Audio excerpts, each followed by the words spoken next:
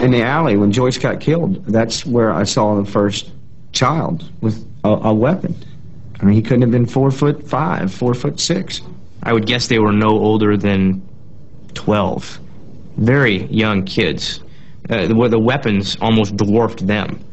And I was surprised, you know, that they could handle the recoil of the weapons. And this guy was firing from the corner of this building, and they shot him with a 50 caliber machine gun, the kid and the guy. It seemed to me it was just like a moving target range, and you could just, you know, hit the target and watch it fall, and hit the target and watch it fall, and it wasn't real. It was too easy. I mean, that upsets me more than anything else, is how easy it was to pull the trigger over and over again. 1740 hours. The ground convoy has now been under continuous fire for almost 2 hours. Our vehicle that we're on was like smoking, 3 tires were flat. I mean, it's just what, we were doing like 10 miles an hour.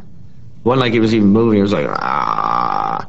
Most of the floors of the vehicles were covered with blood just because people who were still alive but were just kind of bleeding. You just hear people saying, I'm hit, and it just kept going. People were saying, I'm hit. 1800 hours. The bullet-riddled ground convoy limps back to the airfield. But 90 Rangers are left at the first crash site, cut off and surrounded.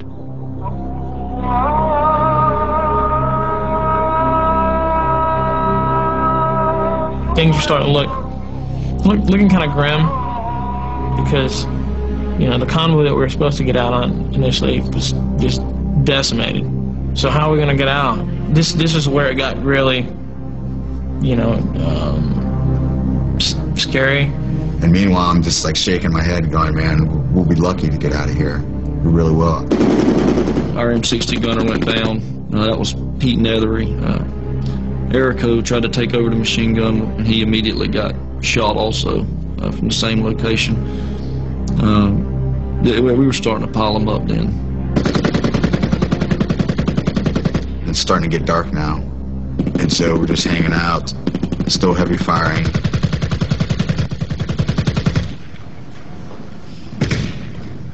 We were trying to get people into a series of rooms that would provide us some protection.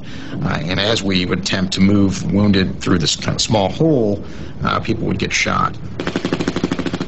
As soon as you walked into that room, it was just like, it was overwhelming. And if you've ever heard anybody, like, they'll talk about the smell of death, I mean, I imagine that's what it is. It's just the blood. And the floor, like, reflected light. Just pools of blood. It was a long wait, but you felt better inside the house because you had walls around you and you had your buddies next to you.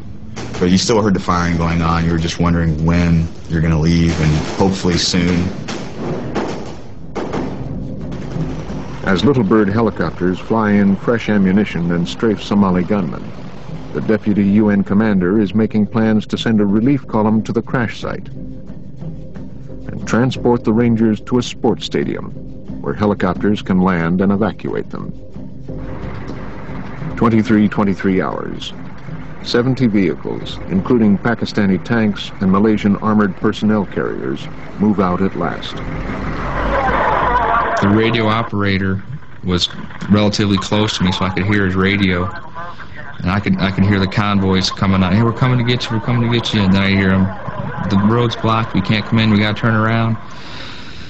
And this was probably, I'm thinking 3:30 or so in the morning. You could hear them coming, you can hear them leaving. You could hear them coming in again, you can hear them leaving. And it's like, well, when are they actually going to make it here?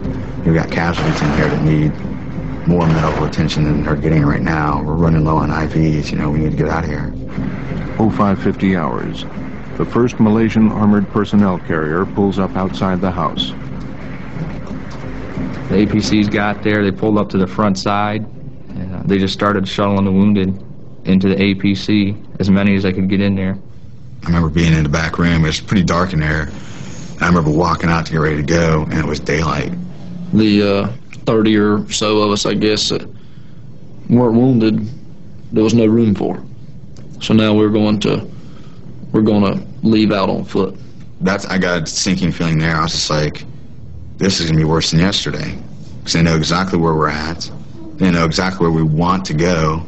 we got all lined up inside our little courtyard there and just went out into the street, and essentially it was this long column of people running out on either side of the road beside these Malaysian armored cars. One of those things was in the alleyway. It sounded like somebody picked up a handful of rocks, you know, and thrown them, and you could just, the ting, ting, ting, ting. You hear the bullets bouncing off of it. The RPGs would smack it. Bam, bam. By a block into it, the vehicles were already gone, and we're basically by ourselves running out. It's like, how in the hell has it come to the point where we have got to run out of this city on our own? We were just guns ablazing on the way out, just a foot race out. And on the way back to the objective building, that's when Randy got hit. It felt like somebody had walked up behind me and just hit me with a ball bat in the shoulder, you know, just, I mean, it slung me forward. And it was just violent. I was like, I'm sitting here waiting to start gurgling. You know, here I am in a street of a city, some foreign country. Been shot at all night. I'm bleeding now. I can't even get on a damn APC. You know, I'm just laying back here going, God, something's got to give. Something's got to give. And when we finally got to where they said someone was going to pick us up, we get there and there's about 2 or 3 Humvees from the 10th Mountain and a Pakistani tank. This thing's made for like 8 people, and we are shoving 15 guys in there. And there's still gunfire going on, you know. People are shooting at us from windows and everything. And I look across the street, and there's this old Somalian guy, must have been like 6 foot or more, with a robe on, just walking, and he's got a kid slung over his shoulders. Or maybe it's his grandson or something, dead. Just walking through the street, oblivious to everything. There was a couple bodies on the ground next to him, just stepping over him. Like he had walked around the city and found his son who died in this, or something. And I thought about it, I said, you know, there's something I'll always remember. And that was when I thought about, Jesus, man, how many casualties did we inflict on their side? The Red Cross would later estimate Somali casualties at 1,000. The Somalis themselves say 350 of them were killed. After a short drive through the dangerous streets of Mogadishu, the armored car arrives at the stadium 17 hours after the Rangers had roped into South Mogadishu. Now it was time for the Rangers to count their own dead and wounded.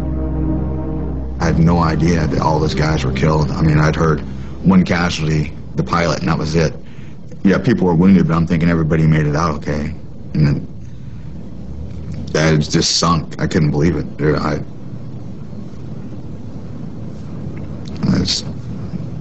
I couldn't believe it. They were gone. I mean, both Pilla and Joyce. I mean, we did everything together, and they weren't there anymore. But I mean, I just couldn't. I mean, he told me, and I just couldn't believe it. I just wanted to go back home. I just wanted to go home. I didn't want to be there. I didn't want to do anything anymore.